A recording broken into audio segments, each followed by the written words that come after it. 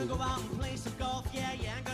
welcome back to the Wicked Good Golf Show. I'm Steve Scott along with Jimmy the Bomber Bombard and our head PGA pro from Highfields Golf Course, Roger Adams, is joining us as well. He's been with us all during the show, and we get a chance to talk to him really about Highfields Golf and Country Club up there in Grafton, Massachusetts. And Roger, we talked about it, about how nice a course it was, and you illustrated that. But it was a labor of love for John McGill, wasn't it?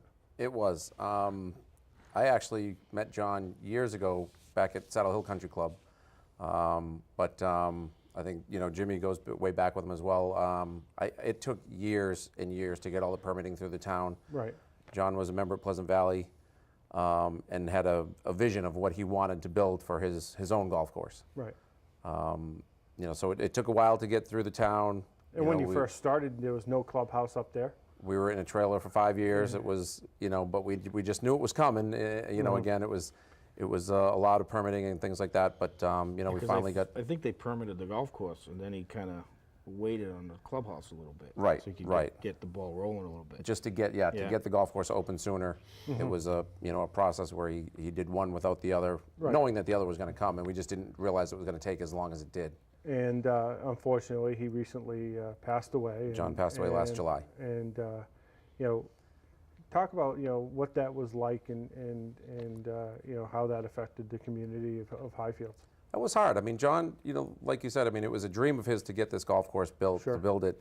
And for the people that know John, they knew. I mean, he worked. He was a great guy to work for, tough guy to work with. When we were building that place, I mean, he'd go from, sun up to sundown, but, it was his dream.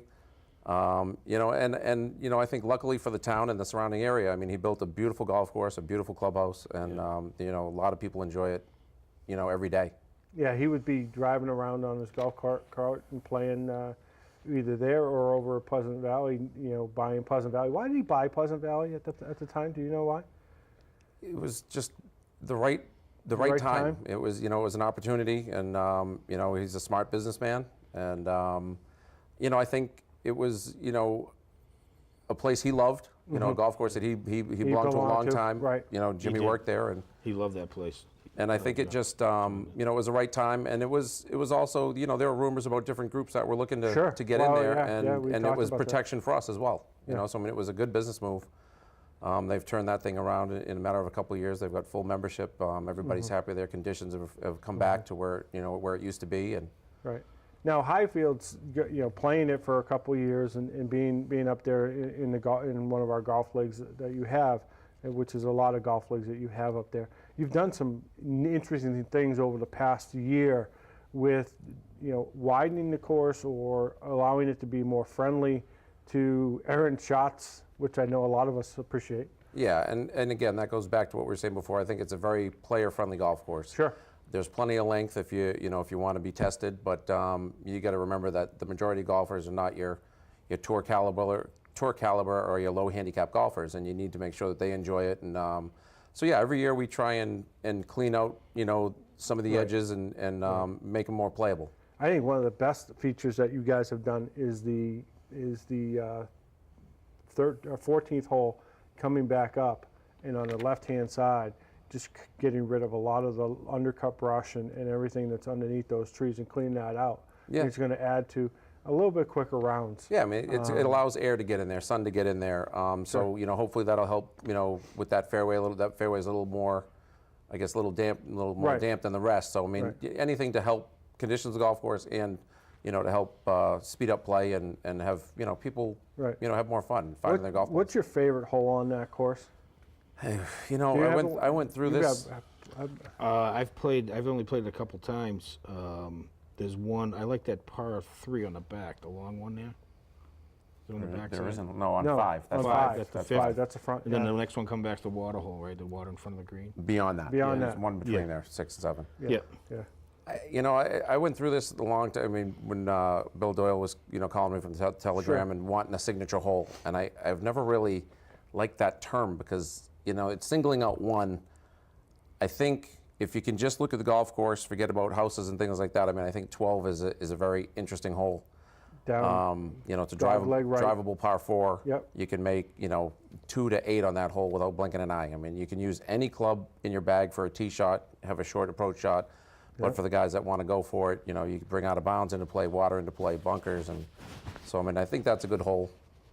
No, it But, is one of the nicer holes out there. I like 8 as that risk reward hole. Yep. That's that short. That's another drivable Another par 4 drivable. with a couple of bunkers in front with a chase alley going up Yep. the apron, but you know, with another bunker, and so you can, if you have enough length, you can hit it over that, but you run the risk of running into Out the of bounds bunkers. is right behind it, yeah. Out of bounds is Yep. right behind it, and people have been bitten a number of times, and then you got out of bounds to the left, and If you don't mind, I'd like to a little tribute to John, if you don't mind. sure. When I was at Pleasant Valley as a kid, that's when John, I remember that he first joined you, and I remember the first day he went and played. And I was in the bag room, and I got a call from the pro and said, hey, somebody's driving their car on the first green. Can you go out and, you know, I said, all right, I'll take a ride out. Well, it was Mr. McGill, John McGill. I said, Mr. McGill, I said, you can't be there with your golf cart. He goes, oh, no problem. He said, I just didn't know. So there's a guy that went from that to one of the big players, obviously in Central Mass, Of in golf. right. Yep. I mean, so it really a tribute to what, how that game hooked John and Yeah. where it took him, you know, with his passion and also obviously his business sense is Yep. really, really good also. But I just find it Right. really cool that that's where it went from with John. Now, what do you get for greens fees up there right now? 54 Monday through Thursday. Yeah, 61 For Friday, 18. Saturday, and Sunday, and those include a cart. including the cart. Yeah. You think, Roger, most courses are coming down to your prices, aren't they?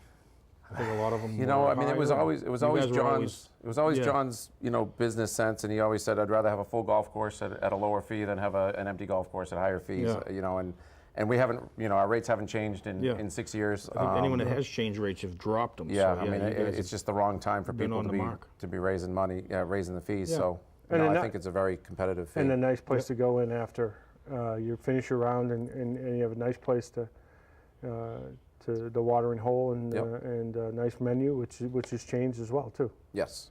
So it's a really nice, and it's a family atmosphere as well too. We're trying. I mean, it's almost tough, it's a tough game to get families involved in, but we're trying. You know, we've got different ideas, and like I said about the family golf, we're going to do it on Sunday afternoon. So you know, hopefully that takes off and just introduces a few more people to the game. Yeah, that's what we try to do here is introduce and hopefully you can get out there to Highfields and enjoy playing. You got open tee sheets and things like that ready, and you can do it a week in advance, right? Yep, you can do it right online, highfieldsgolfcc.com. All right, so that's a place where you can find. All right, before we got maybe 1 or 2 minutes left before we end the show, but you know, a lot was made in the Players Championship of Sergio's meltdown to Tiger's problems or Tiger's roar of the crowd as he pulled out his 5-wood to go for it after he put his drive in the left-hand straw. Was there really anything in terms of Sergio? Is he a crybaby, or That's a what? tough term. That's a tough term. I'm going to use it because that's what I think he is, but that's beside the point. Yep. That's my opinion. A lot of And writers it's not. use it, so. It's not alone. You're not alone with that opinion.